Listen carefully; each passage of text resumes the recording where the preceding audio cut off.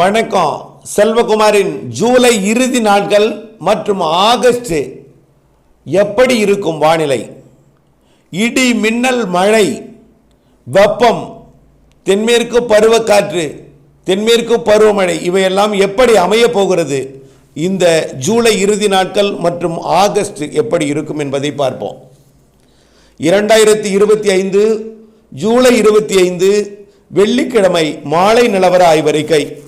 அதிகாரப்பூர்வ வானிலை அறிக்கைக்கு இந்திய வானிலை ஆராய்ச்சித்துறை அறிக்கையை பார்க்கவும். நன்றாக புரிந்து கொள்ள வேண்டும். தென்மேற்கு பருவக்காற்று தீவிரமாக இருக்கும் பொழுது தமிழ்நாட்டிலே மாலை இரவு இடிமழை பொழிவு குறைவாக இருக்கும்.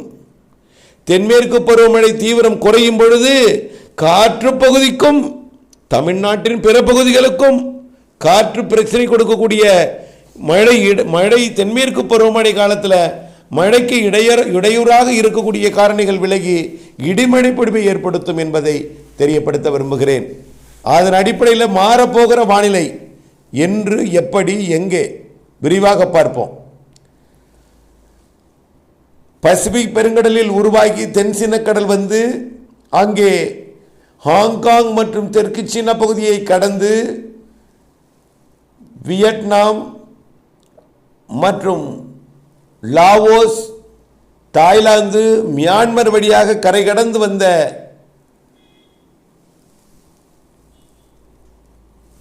புயலானது செயலிழந்து காற்றழுத்த தாழ்வு பகுதியாக வங்கக்கடலை அடைந்து தற்பொழுது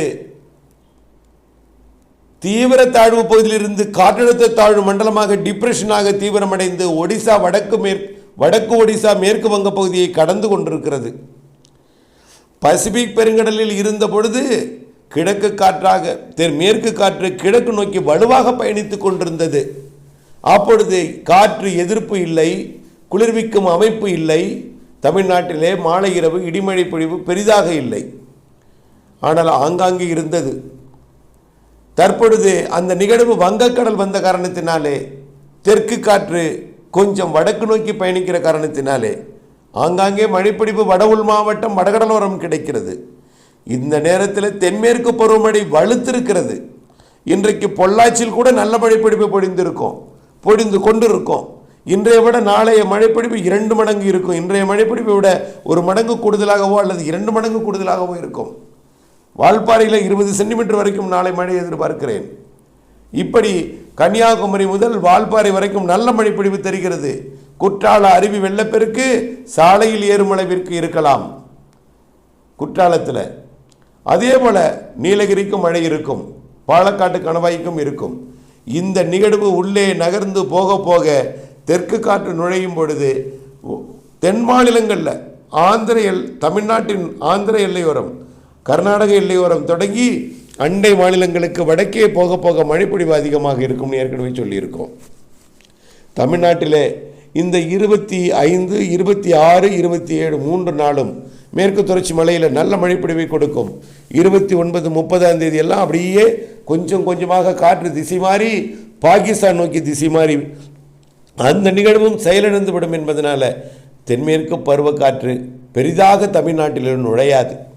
கேரளா வழியாக தமிழ்நாட்டின் மேற்கு தொடர்ச்சி மலை வழியாக காற்று பகுதிகள், கணவாய் பகுதிகள் வழியாக கிழக்கு நோக்கி வரக்கூடிய காற்று 29, 30, 31 மற்றும் ஆகஸ்ட் முதல் வாரத்தில் மிகவும் தொய்வாக இருக்கும், தீவிரம் இல்லாமல் இருக்கும்.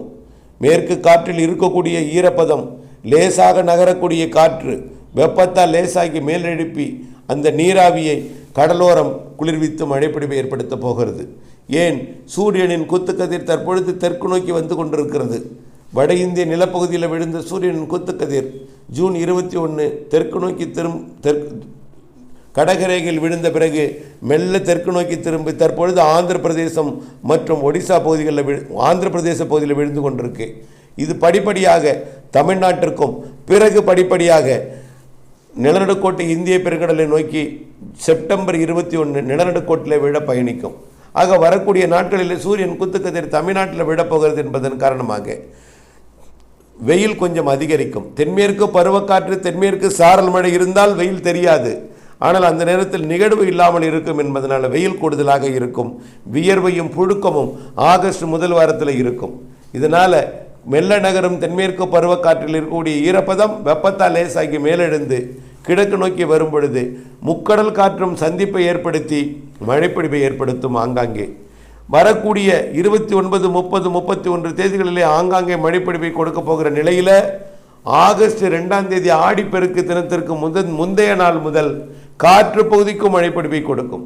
ஆகஸ்ட் 2 விட 3 பரப்பில் கூடும், 3 விட ஆகஸ்ட் 4 பரப்பில் கூடும், ஆகஸ்ட் 4 விட ஆகஸ்ட் 5 பரப்பில் கூடி ஆகஸ்ட் 7, 8, 9, 10 தேதிகளில் கனமழை இருக்கு. தமிழ்நாட்டிற்கு கேரள எல்லையோரமும் மழை இருக்கிறது. வெப்பச்சலன இடிமழை பொழிவாக தென்மேற்கு பருவமழை கிடையாது.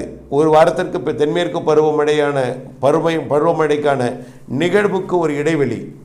அந்த நேரத்தில் தென்மேற்கு பருவக்காற்று மேற்கு தொடர்ச்சி மழை தொடங்கி வங்கக்கடலோரம் வரை மாலை இரவு இடிமழை பொழிவை கொடுக்க போகிறது. முற்பகலில் வெயில் அதிகமாக இருக்கும், புழுக்கமும் வியர்வையும் இருக்கும். ஆக வெயிலுக்கு பின் மாலை இரவு இடிமழை பொழிவு வரக்கூடிய ஆகஸ்ட் 2ஆம் தேதியிலிருந்து 10ஆம் தேதி வரை நல்ல ஒரு வலுவாக இருக்கும். அப்பொழுது காற்று பகுதிக்கும் கொடுக்கும். குறைந்தபட்சம் ஒரு நாளாவது காற்று பகுதிக்கு கனமழையை கொடுக்கும். காற்று பகுதி என்பது தாராபுரம், அரவக்குறிச்சி, நெகமம் மற்றும் கருமாபுரம், காட்டம்பட்டி இந்த பகுதிக்கு சாரல் மழையும் வரும். வலுவாக தென்மேற்கு பருவமழை நாளை கொடுக்கும் பொழுது சாரல் வரும். இன்றே சாரல் வந்திருக்கும்.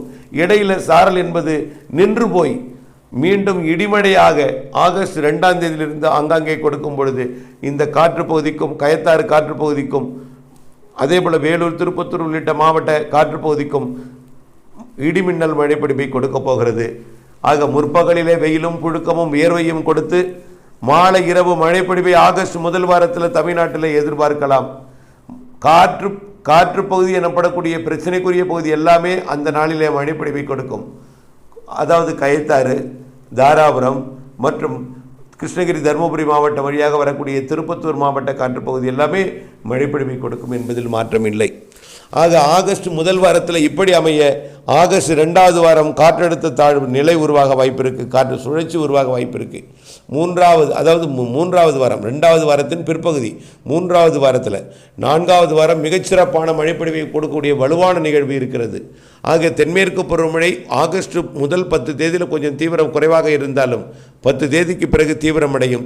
மாத இறுதியில் வலுவான தென்மேற்கு பருவமழை கொடுக்கும் என்பதில் மாற்றம் இல்லை. ஆக ஏற்கனவே அனைத்து அணைகளும் நிரம்பி இருக்கிறது. நிரம்பாத அணைகளும் நாளை நிரம்ப போகிறது. வரக்கூடிய நாட்களில் அது இறங்கு முகத்துக்கு சென்றாலும் ஆகஸ்டில் பெய்யக்கூடிய மழை மீண்டும் நிரப்பும். செப்டம்பர் 2வது வாரம் அபரிவிதமான மழைப்பொழிவெல்லாம் காத்திருக்கிறது மேற்கு தொடர்ச்சி மலையில். அனைத்து மாவட்டங்களுக்குமே விவசாயத்துக்கு ஏற்ற மழையாக அது செப்டம்பர் 2வது மழை இருந்தாலும் மேற்கு தொடர்ச்சி மலைகள் அணைகள் பகுதிகளில் நீர்பிடிப்பு பகுதிகளில் எல்லாம் நிறைய மழைப்பிடிப்பை கொடுத்து அணைகளிலிருந்து திறந்து விடக்கூடிய தண்ணீரின் அளவும் அதிகமாகும், உபரி நீர் அளவும். ஆகவே நல்ல மழைப்பிடிப்பிற்கு செப்டம்பர் 2வது வாரத்திலிருந்து என்பதையும் ஆகஸ்ட் மாதமும் முற்பகுதியில் 10 தேதி வரைக்கும் இடிமழைப்பிடிப்பு வெயிலுக்கு பின் கொடுக்கும் என்பதையும் 10 தேதிக்கு பிறகு பருவமழை தீவிரமடையும் என்பதையும் தெரியப்படுத்த விரும்புகிறேன். வானிலை ஆய்வறிக்கையுடன் இணைந்திருந்து வானிலை இருந்து விவசாயம் செய்திட அன்போடு கேட்டுக்கொள்கிறேன். நன்றி.